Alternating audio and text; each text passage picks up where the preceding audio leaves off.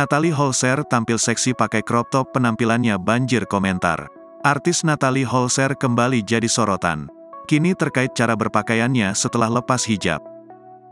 Mantan komedian Sule itu nekat memakai crop top, ramai disorot warganet.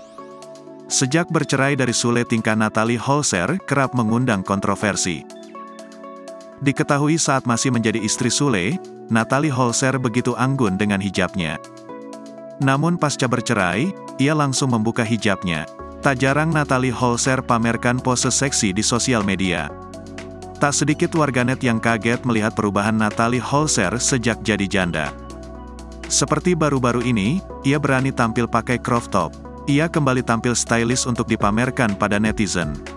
Janda satu anak ini nampaknya makin percaya diri dengan tampilannya usai lepas hijab. Ia nampak mengenakan sebuah crop top berwarna gold hitam. Gayanya dipadukan dengan skin tight jeans berwarna biru. Untuk memberikan statement pada gayanya, ia mengenakan sebuah tas mini berwarna merah. Tas ini matching dengan sneakers yang ia pakai.